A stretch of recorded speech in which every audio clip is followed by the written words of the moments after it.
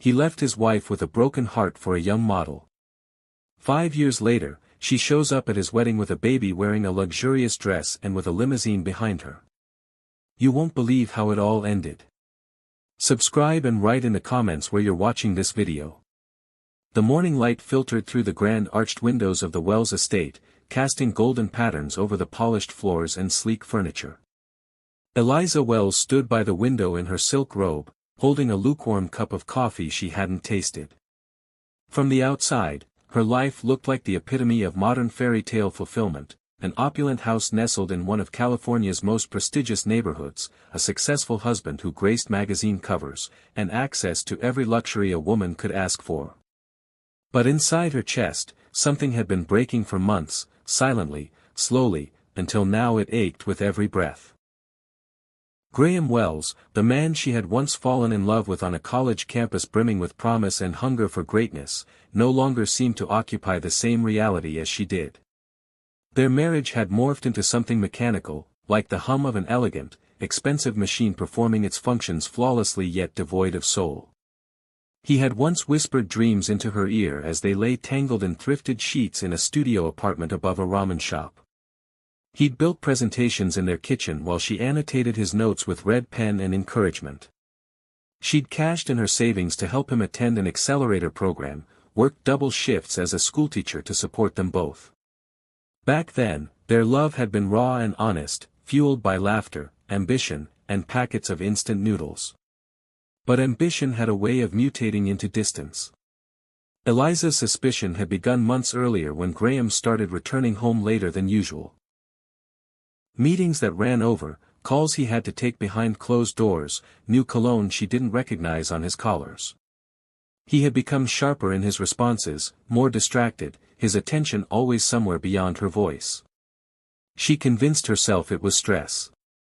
His tech company had recently gone public, and he was now juggling board members, investors, and a calendar booked 6 months in advance. But the gap between them was growing wide enough for secrets to fall through. Then came the gala.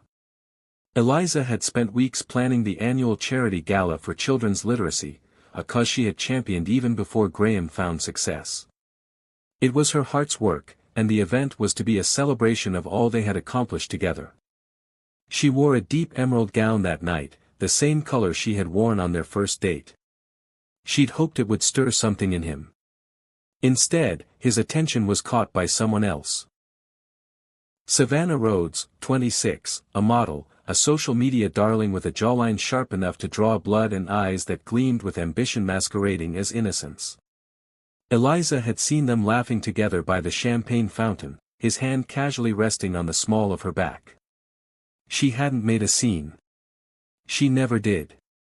But that night, something inside her grew still. 3 weeks later, he told her. It was a Wednesday evening. Rain tapped against the tall windows like a warning. Graham came home early, which was unusual. He didn't sit. Instead, he paced the living room like a man preparing for war. I think we've grown apart, he said, avoiding her eyes. We've become different people. Eliza sat silently on the edge of the couch, her hands clasped so tightly her knuckles were white. Her wedding ring, a simple platinum band he'd given her when they still counted every cent, felt like a shackle. Her voice, when it finally came, was calm. There's someone else, isn't there? He hesitated. That hesitation was louder than any confession. I didn't plan it, he said, like a child caught in a lie. She didn't cry. Not then. Tears came later, in the quiet of the bathroom with the door locked and the shower running to hide the sound. He left 2 days later, promising to handle everything respectfully.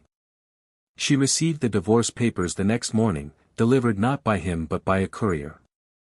He left her the house, or rather the shell of it. The mortgage was barely half paid.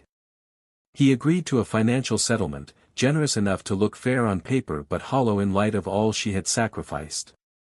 The press had a field day with the news, Graham Wells, eligible again, Silicon Valley's prince with the model muse. Eliza's name was barely mentioned. When it was, she was referred to as former teacher or ex-wife, as if her identity had expired with the marriage. Then, 2 weeks after the finalization of the divorce, Eliza collapsed in her hallway. She'd been dizzy for days, attributing it to stress and lack of sleep. But that day, as she picked up a delivery at the front door, her vision blurred, and she crumpled onto the marble floor. A neighbor heard the thud and called an ambulance. At the hospital, amidst beeping monitors and 4 drips, a kind-faced doctor named Ruiz entered with an ultrasound printout in her hand and a look of disbelief. "You're pregnant, Miss Harper," she said. Eliza blinked. "That's impossible." We weren't even," she paused. "It was only once before Dr. Ruiz smiled softly. "Well, it was enough. But that's not all. There's more than one heartbeat." Eliza froze. "Twins?" Dr. Ruiz adjusted the screen. 5. Quintuplets. The word hung in the air like a bell toll. Eliza stared at the black and white grain of the ultrasound screen, her breath catching in her throat. 5. She felt cold all over. Her fingers trembled. How could this be real? They kept her overnight for monitoring. She lay in the hospital bed, the lights dimmed, the soft hum of machinery her only company. Her hands rested gently on her still flat abdomen, and for the first time since the divorce, she let herself weep. She didn't tell Graham. Not that night, not the next day, not even after the first round of press appearances with Savannah. She knew what would happen. The children would become a story, a scandal, a bargaining chip in some war of headlines and public sympathy. She wouldn't let that happen. Back home, she sat in the nursery they had once dreamed of renovating. It had remained empty through the years, filled only with folded hopes and dust. Now she opened the windows, let the sunlight in, made lists, looked up high-risk pregnancy specialists, and began reading about quintuplet development and preterm birth strategies. No one came to visit. No one offered help. She didn't ask. Eliza had always been strong, but now she would have to become unbreakable. She cancelled her club memberships, closed joint bank accounts, and created new ones in her maiden name. She began documenting her journey anonymously at first through a blog. She wrote about rebuilding from betrayal, about starting over, about finding strength in the aftermath. It wasn't long before women across the country began writing back. Some had been left, others were widowed, some were simply lost. They called her words a lifeline. She called them sisters.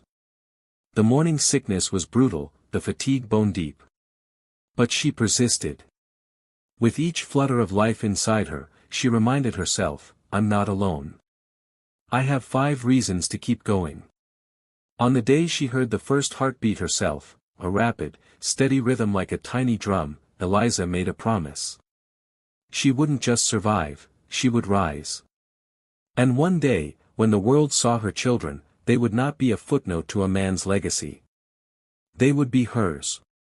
By the end of her second trimester, the media had all but forgotten her. Graham and Savannah were now engaged. The tabloids fawned over their vacations in Monaco, their matching outfits, their lavish parties. Eliza watched it all in silence, rubbing the curve of her belly as 5 new lives stirred within her. She didn't care about revenge. She didn't dream of vindication. She only dreamed of the day she would hold her babies and begin a new story, one that didn't start with Graham or end with Savannah but began with her own name, her own strength, and the heartbeat of 5 tiny souls who would carry that strength forward. And that day was coming. The world did not stop for Eliza Harper, not even for a moment. After the initial shock of learning she was carrying quintuplets had passed, reality settled in like a weight around her neck. Life demanded movement, not reflection. Every appointment, every heartbeat on the monitor, every moment of nausea or dizziness was a reminder that she no longer had the luxury of slowing down. She was a mother now, of 5, and the countdown had already begun. The nursery that had once been a vacant symbol of what might have been was now a sanctuary of planning and preparation. Eliza spent hours reading medical journals, watching videos, and listening to high-risk pregnancy podcasts late at night when sleep evaded her. Her laptop screen was a glowing portal into a world she'd never imagined she'd navigate alone: names, birth weights, emergency delivery statistics, NICU protocols. These were her new obsessions. While other women gushed about baby showers and color schemes, she made lists of pediatricians, specialists, backup oxygen suppliers, and specialized car seats for premature infants. There were no baby showers for Eliza, no family visits, no excited phone calls from in-laws or friends with little booties wrapped in pastel ribbons. Her parents had passed away years ago. Graham's parents, once cordial, vanished after the divorce, just as he had. The silence was not unfamiliar, but it was lonelier than she remembered. Only the digital world buzzed around her. She poured her fears and discoveries into her anonymous blog, titled Strong Enough. Each post, raw and unfiltered, drew in readers who saw their own pain reflected in hers. She became a voice for abandoned mothers, for women on the edge, for those whose lives had been shattered by betrayal. At night, she lay curled on her side, one arm wrapped protectively around her growing belly. The flutters became kicks. The kicks grew stronger, more insistent. She whispered to them, told them stories of strength, of the woman she once was, and the woman she was becoming. "You'll never feel like you weren't wanted," she murmured into the silence. "You are everything to me."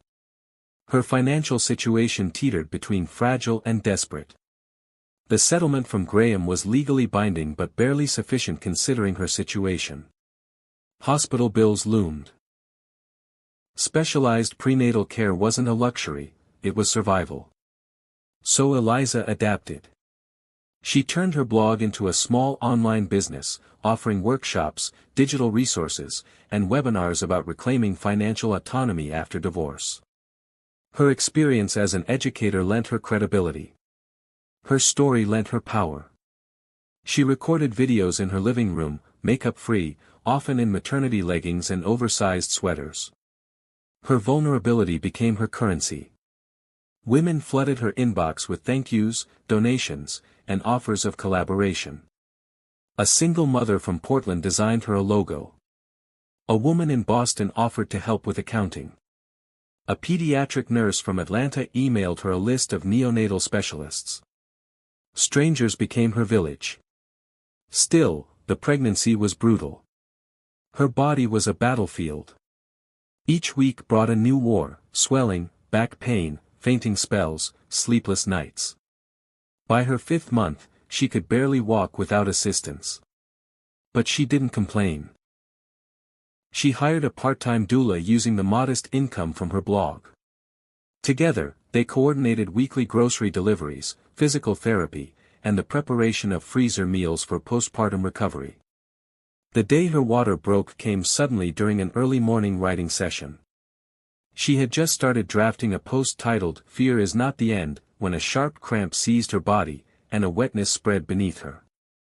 Panic followed, but she moved with remarkable calm. She called the doula, who arrived in 20 minutes. The ambulance followed shortly after.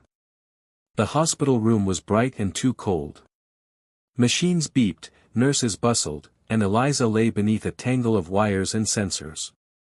Dr. Ruiz, who had been her constant companion throughout the pregnancy, appeared with a grave expression and a warm hand on Eliza's shoulder. "They're coming early," she said, "but we're ready." The delivery was chaotic. 5 neonatal teams stood ready in the surgical theater, one for each infant. The sounds blurred into a symphony of urgent voices, crying newborns, and the steady beeping of monitors. Eliza was awake for most of it, her mind lucid but removed, as though her soul had stepped outside her body to watch from a distance. The first baby, a boy, came out wailing. The second, a girl, struggled for breath and was rushed to the NICU. The third and fourth, another boy and girl, emerged within minutes, their cries strong and defiant. The fifth, the tiniest of all, was nearly silent. The room hushed as the doctors worked. Then, a weak but persistent cry broke through the noise. Eliza wept, not from pain, but from the miracle of survival. In recovery, they brought her pictures of the babies, too small to hold but alive, each in an incubator, hooked to machines, but fighting. She named them that night, giving each a name chosen from her journal entries over the past few months: Jason, Malia, Tomas, Ella, and Liana. Eliza spent the next week in the hospital recovering while making daily visits to the NICU. Her body ached. Her soul was threadbare.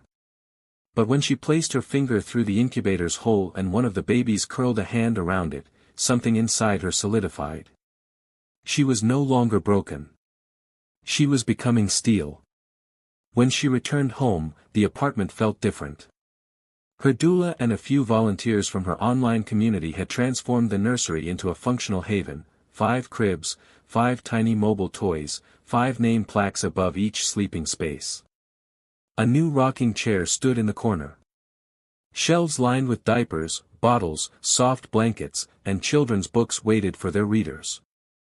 The days blurred: feedings, pumping, changing, soothing. Eliza rarely slept more than 90 minutes at a time. Every moment was an act of love and endurance. Her body healed slowly, but her spirit sharpened. She continued to write, sometimes with a baby in one arm and a laptop balanced on her knee. Her audience grew. One of her videos, titled "What They Left Behind," went viral. In it, she talked about loss, motherhood, and choosing self-worth over bitterness. She didn't mention Graham by name, but viewers read between the lines. Her inbox exploded. Offers came in from publishing houses, podcast hosts, and non-profit organizations. She declined most of them. She wasn't ready to become a brand. Instead, she founded her own platform, Resilient Roots, a community for women rebuilding after betrayal, abuse, or abandonment. The platform offered resources, workshops, and live events. It was practical and emotional. It was a lifeline. Through all this, the babies thrived. Jason, the eldest by 7 minutes, was the first to crawl and the first to laugh. He had Graham's eyes and Eliza's quiet intensity. Malia was small but fierce, with a cry that could rattle the windows and a smile that melted every heart. Tomas was tender, clinging to his mother like a shadow. Ella was analytical even as a baby, staring, observing, rarely fussing unless something was truly wrong. And Liana, the youngest, was already a performer, babbling and waving as if the world were her stage. Eliza loved them with a depth that frightened her sometimes. She would watch them sleep and feel an ache in her chest so fierce it bordered on pain. They were hers. They were her legacy. She never showed them pictures of Graham. If they asked one day, she would tell them, but not yet. They didn't need to know they were unwanted by the man who helped create them. They didn't need to be tainted by the choices he made. She knew the day would come when their paths would cross again. He would see them, 5 perfect mirrors of his own features, and he would realize what he had lost. But Eliza didn't fantasize about revenge. Her dream was simpler: to raise her children in peace, to give them joy, education, kindness, to teach them that strength comes not from what you endure but from how you rise. As the seasons turned, Eliza turned the page on a new chapter of her life. She had survived betrayal. She had faced the terror of childbirth alone. She had built a business from scratch with a baby in each arm. She had found a new kind of love, one that was unconditional, unrelenting, and purely hers. The woman who had once wept in silence now stood unshakable, not because she had never fallen, but because she had stood back up 5 times over, and the world was beginning to notice. 5 years passed like chapters in a novel Eliza had never meant to write. Each day was a paragraph, each night a silent sentence penned in fatigue and quiet triumph. The modest house she now called home was a far cry from the marble and glass mansion where her heart had first broken, but it pulsed with something far more valuable than wealth: laughter. Tiny, high-pitched giggles spilled through its windows every morning, as if joy had made a permanent home among its walls. The living room was a battlefield of colorful toys, foam alphabet mats, and tiny sneakers. Her kitchen calendar looked like it belonged to a logistics commander, color-coded blocks for school pickups, snack rotations, nap times, art class, swimming practice, and her own meetings. Her children, 5 small whirlwinds of personality and emotion, moved through life with the force and focus of a storm, carefully taught to swirl instead of destroy. Jason was the eldest by 7 minutes and somehow even now carried himself like a tiny general. He was the first to rise, the first to help his siblings get dressed, the one who instinctively protected the others on the playground. His eyes were Graham's, piercing and unreadable, but his manner was Eliza through and through. He took his job as big brother seriously, to the point that Eliza often had to remind him to just be a child. Malia, with her unkempt curls and wide, expressive eyes, was the household's secret weapon. She had an instinctive understanding of people and could read moods like music notes. If Jason was the structure, Malia was the warmth. She loved cooking alongside Eliza, standing on a stool in an apron that trailed to her feet, wielding a wooden spoon with an air of culinary authority. Tomas was quieter, content to observe rather than participate, but when he did speak, it was with startling insight. He liked patterns, puzzles, and building intricate structures out of whatever he could find, blocks, crayons, even folded laundry. He and Jason often built elaborate Lego cities, with Malia adding her flair by designing storylines and inhabitants. Ella and Lionel, though technically fraternal twins among the 5, were inseparable. Ella was deeply introspective, prone to losing herself in books and sketchpads, while Lionel was a performer, always dancing, always humming, always ready with a dramatic expression. Together, they made the world around them both thoughtful and bright. Eliza loved them with a devotion that could crack stone. Her life revolved around them, but not in the way of martyrdom. It was a conscious, empowered choice. She didn't just survive, she designed her new world with precision. She'd gone from blogging in a dim apartment to launching Resilient Roots, a nationwide platform for single mothers, which had since grown into a recognized nonprofit with staff, partnerships, and an annual conference. She had become an emblem for empowerment, not through tragedy, but through action. It began with her video series, filmed during the midnight hours after all 5 children were asleep, when the only sounds in the house were the creaks of settling floorboards and the soft buzz of the refrigerator. She'd speak to the camera as if it were a friend, not selling anything, not preaching, just sharing. Her honesty drew in thousands, then tens of thousands. Before long, a publisher reached out. Her memoir, 5 Reasons, landed on bestseller lists within weeks of its release. She took the proceeds, not to upgrade her lifestyle, but to build her dream. Resilient Roots opened its first in-person community center in Oakland, a place with free childcare, legal aid clinics, job training for mothers, mental health support, and grocery assistance. The grand opening was attended by local officials, celebrities who had read her story, and hundreds of women who'd followed her since her blog's humble beginnings. Eliza wore a simple cream suit and spoke from her heart, her voice steady, her children standing proudly behind her in matching navy outfits. But it wasn't just the center that made her proud. It was the life she had built at home. Each night, she read to her children from the classics and from silly picture books. She made pancakes shaped like stars on Fridays and sang terribly off-key during car rides. She still cried sometimes, when she missed her parents, when the exhaustion felt heavier than usual, when she glimpsed her old life in passing headlines about Graham. But those tears never defined her. They flowed like rivers past mountains she had already climbed. As for Graham Wells, his life had continued along the trajectory he had carved for himself. His company grew, expanded, diversified. He was on magazine covers again, shaking hands with tech giants and world leaders. His Instagram feed was curated to perfection, candlelit dinners, yacht parties, exotic travel. Savannah Rhodes, still radiant, was now officially engaged to him, their wedding announced as the social event of the decade. Eliza occasionally saw their faces when she walked past magazine racks in the grocery store. She had stopped flinching. The pain had dulled to something more akin to recognition, the way one might glance at an old scar and acknowledge that it had once bled but no longer defined the skin it marked. One day, while picking up Jason from school, Eliza was stopped by his teacher, a gentle-eyed woman named Miss Reyna. She spoke in hushed excitement about Jason's leadership skills, about how he had naturally taken on the role of organizing group activities and resolving conflicts on the playground.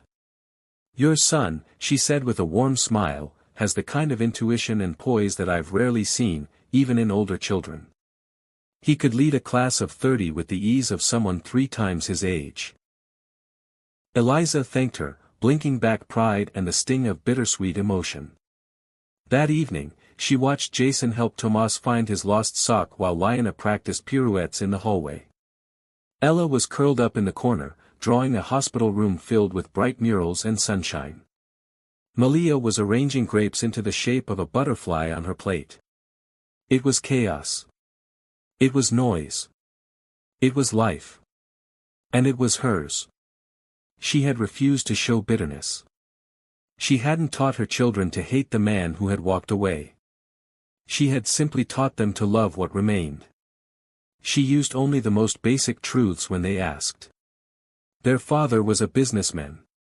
They had inherited his smile. He didn't live nearby. Maybe one day, if they wanted, she would tell them more. When she put them to bed, she lingered a little longer at each bedside. She brushed Jason's hair back from his forehead, kissed Malia's cheek, tucked Tomas's stuffed bear beneath his arm, straightened Ella's glasses on her nightstand, and whispered, "I love you," into the soft curls on Liana's head. Later that night, she sat at her desk reviewing clinic proposals. Resilient Roots was expanding again, this time with pediatric clinics designed for single-parent families. Her team had already scouted locations in Los Angeles, Phoenix, and Chicago. Medical journals took note. She'd been invited to speak at a national healthcare conference as a guest expert on family-centered care. The success had brought attention. Several media outlets had requested interviews. Most she had declined, but one had reached out repeatedly, an editorial about legacy, resilience, and women transforming trauma into power. She was considering it but was also cautious. Her children were growing. They had opinions, personalities, questions. Jason had recently asked why none of their family pictures included a father. Tomas had asked if he had the same last name as the man on the tech company billboard downtown. Liana had asked if her dimples were special. Eliza knew she could not shield them forever. And then it happened. The invitation came in a thick envelope embossed with gold. It was for a charity gala supporting children's healthcare, one of the largest in the country.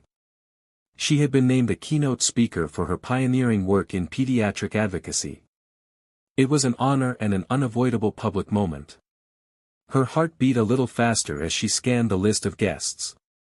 And there it was, printed near the top among the elite donors and celebrity patrons, Graham Wells and Savannah Rhodes.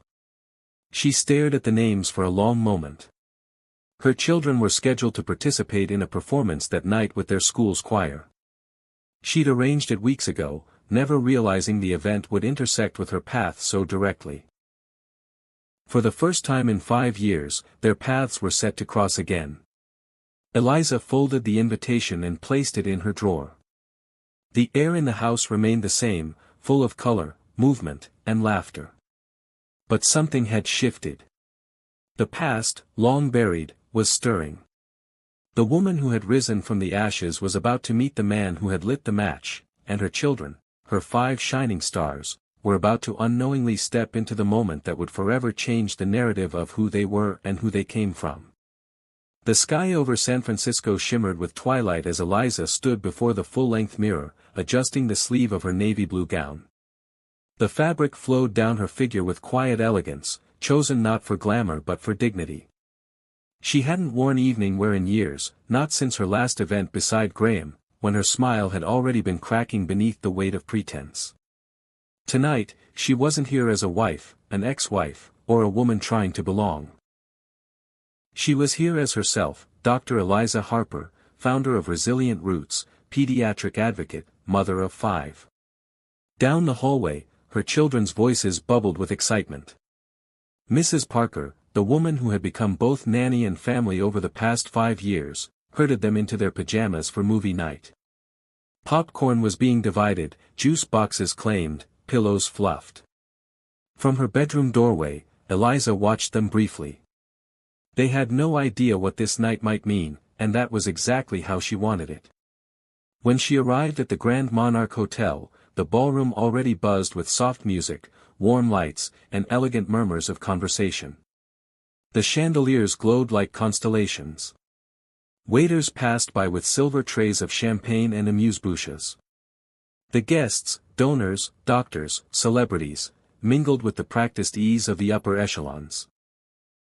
Eliza moved among them with poise, exchanging handshakes and modest smiles, answering questions about her clinic expansion, her nonprofit's latest milestones, and her upcoming conference panel. Her presence turned heads, not for scandal but for substance. People knew her story, at least the version she had shared. They respected her not for what she had endured but for what she had built afterward. She had become a name whispered with admiration in professional circles and spoken with reverence in rooms full of women searching for strength. She was engaged in a conversation with the hospital board chair about pediatric outreach when a sound so familiar it struck her like thunder echoed across the ballroom: laughter. His laughter. Eliza didn't need to turn. The air itself shifted. The space grew charged, tighter, as though the walls remembered. She inhaled deeply and finally turned her head. There he was, Graham. He stood among a cluster of investors and tech executives, holding a crystal glass of champagne, his silver-threaded hair perfectly styled, his tailored tuxedo immaculate. He was laughing, easy and relaxed, as if the last 5 years had not hollowed out entire worlds and other people. She noted absently that Savannah wasn't with him. Perhaps delayed, or perhaps no longer in the picture. Eliza didn't speculate. Their eyes did not meet. Not yet. She returned her attention to her conversation, her voice steady, her smile undisturbed. But beneath her composure, her heart thudded like a second pulse, not from pain, but from anticipation. The program unfolded smoothly: speeches, awards, a performance from a children's string quartet. Eliza applauded politely, sipped her sparkling water, and waited. Her keynote would be last. Until then, she remained in the shadows, grounded by the memory of 5 small faces at home. Then, just before the intermission, the master of ceremonies announced a special performance, a surprise prepared by the music department of Hillside Elementary. A children's choir entered from the side doors in crisp uniforms, filing onto the stage with wide eyes and nervous energy. Eliza's breath caught. There they were, Jason, standing tall at the end of the row, his chin lifted, Malia beside him, gripping the hem of her skirt, eyes scanning the audience for her mother, Tomas, quietly mouthing the words to himself before the music had even begun, Ella, calm and focused, and Liana, beaming with uncontainable energy. The choir began to sing, their voices clear and pure, filling the ballroom with a melody that seemed to pause time. Eliza watched, her hands clasped tightly in her lap, her heart swelling with pride. Graham's laughter had stopped. She didn't need to look to know he was watching, too. She could feel his gaze shift, could sense the moment he recognized the children, their eyes, their smiles, the unmistakable echoes of himself in their features. The performance ended to thunderous applause. The children bowed, some giggling, others shyly waving. Eliza stood, clapping, her eyes locked on her children as they filed off the stage. She didn't turn to look at Graham. She didn't need to. The moment had already shifted the air between them. After the intermission, it was her turn. She took the podium with a quiet grace, her notes resting lightly in her hands. She spoke about resilient roots, about the importance of pediatric care for underserved families, about the strength of women who rebuild after loss. Her voice was steady, her words deliberate. She didn't mention Graham or their past. She didn't need to. The children had already told a story louder than any speech could. When she finished, the room erupted in applause. She stepped down from the podium, her heart still racing, and made her way back to her seat. As she passed through the crowd, she felt a hand on her arm. She turned, and there he was, Graham, his face pale, his eyes searching hers. "Eliza," he said, his voice low, almost a whisper. "Those children, are they?" She met his gaze, unflinching. "Yes," she said simply. "They're yours. And mine." He swallowed hard, his hand dropping to his side.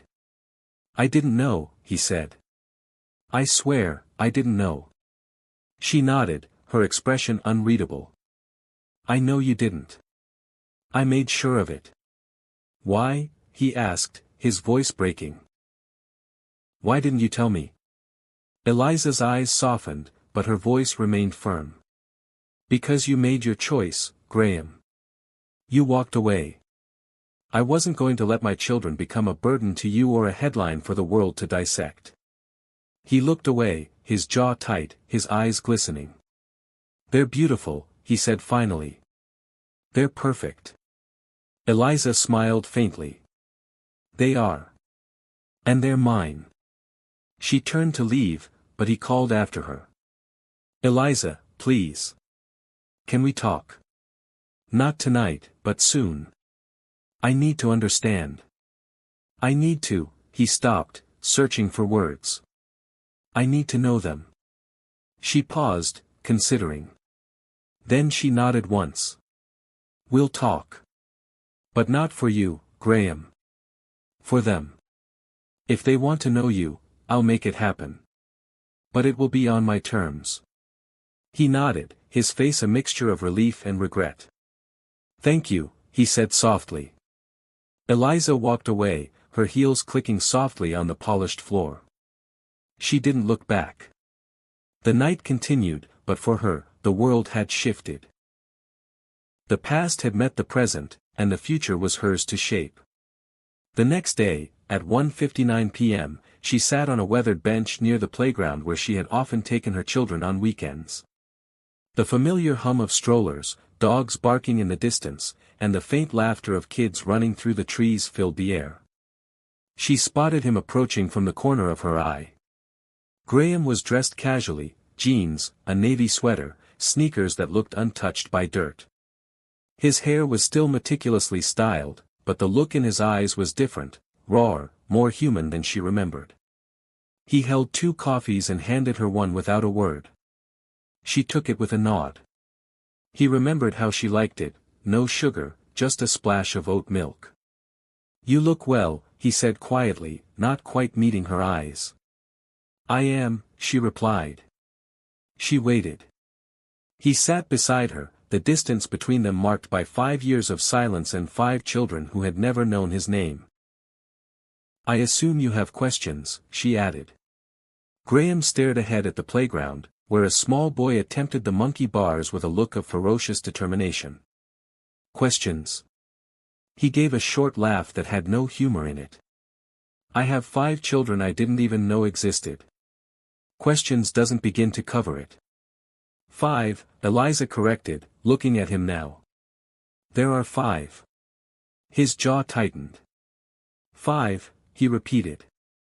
"God." There was a silence that stretched between them, neither hostile nor warm, just heavy. "You made it clear what you wanted," Eliza said after a moment. "You filed for divorce, left with your new life, and never looked back. I gave you exactly what you asked for. I gave you freedom." "But not the truth," he replied, his voice low. Eliza's eyes hardened. "What would you have done, Graham? If I had told you I was pregnant, would you have fought for custody so your PR team could manage the story, claim the children for image control, paid your way out of obligation?" He didn't answer. He didn't need to. They both knew the truth. At that point in his life, he would have seen the babies as a problem, not a miracle. "I would have handled it badly," he admitted finally. "Worse than badly. I was selfish, obsessed with status, with being admired. I thought Savannah was what I wanted, what I needed. I'm not here to hear your confessions, Eliza said evenly. I know. I saw them. I saw myself. And I realized I haven't felt anything real in years. Not like that. They're not just mirrors of you, Graham. They're people. They're kind, funny, brilliant. Jason organizes entire playground games with charts. Malia's drawing a comic book about a superhero mom. Tomas builds structures out of recycling. Ella wants to be an architect. And Liana, well, she wants to paint the whole world pink. Graham's eyes brimmed, and he swallowed hard. I want to know them, he said softly. I want to be in their lives. Not because I feel guilty, though I do, but because I want to try. I'll do whatever it takes, therapy, parenting classes. You set the rules. I'll follow them. Eliza studied him, searching for the man she once knew. She didn't find him, not exactly. But she saw someone else, someone quieter, more unsure, a man who had known triumph and tasted emptiness in the same breath. They're old enough to ask questions, she said. Old enough to feel things. If we do this, it has to be careful, gradual, with professional guidance. I'll wait, he promised. I just don't want to miss any more of their lives. Her phone buzzed. A message from Mrs. Parker, for children underwater in perfect streamline at their lesson. The image attached showed them beaming up from beneath the surface, a sea of limbs and bubbles and light. Graham looked over her shoulder and smiled with a mix of wonder and regret. They're natural athletes, she said. They get that from your side. They began talking logistics. Graham mentioned setting up trust funds. He asked about schools, routines, favorite foods, bedtime rituals. He listened, really listened, and took mental notes with the intensity of someone desperate to make up for lost time. The media will find out, Eliza said after a long pause. When they do, your children will become news. I'll manage it, he said. I'll put up walls around them so high no camera will get through. I don't want them caught in the mess I made. She nodded, believing him. Maybe not entirely, but enough. They agreed to start with counseling. The children would be introduced to Graham not as their father but as someone important to their mother, a friend, someone they could grow to trust before they understood the full truth. It would take time. There's something else, she said. Something you should know. Graham looked at her expectantly. Jason wants to be a doctor but also invent new medicine. Malia wants to build robots that help sick children. Tomas wants to be a doctor for people's feelings. Ella wants to design hospitals that don't scare kids. And Liana, she wants to paint murals in every hospital in the country. Graham exhaled slowly. They're already better than I ever was. Because they were raised in love, Eliza said. Not money, not status, just love. As the afternoon sun began to dip, they stood and prepared to part ways. Graham hesitated, then reached out to shake her hand. Eliza paused, then accepted. His grip was steady but not forceful. Thank you, he said, for raising them, for doing what I couldn't. This isn't about forgiveness, she replied. It's about the children. Don't hurt them. They're strong, but they're still little. I promise, he said. They walked to their separate cars. At the last second, Eliza turned to him. They like soccer, she said. Jason has practice next Saturday at 10 o'clock. He blinked, then smiled slowly. I'll be there. The following weekend, he was. And the weekend after that.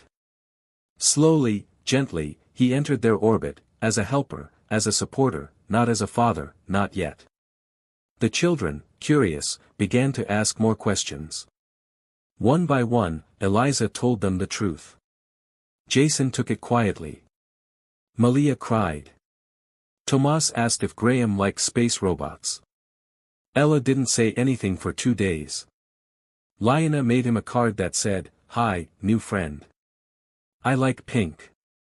And so began a new chapter, not a reunion, not a redemption arc, but a shared space of possibility. Later that year, at a school concert, Graham sat in the audience beside Eliza. The children stood on stage, singing a new song. When it ended, they looked to the crowd. Lionel waved. Jason nodded solemnly. Malia blew a kiss. Tomas pointed to the ceiling. Ella smiled. They were together, not in the way Eliza once dreamed, not as a picture-perfect family, but as something harder one, something more honest. Love, resilience, and a choice to build even from brokenness, to grow even from ashes, to rise again and again because of them, because 5 hearts beat stronger than one. If you enjoyed this story, don't forget to subscribe for more. Check out the next video and explore other stories on the channel.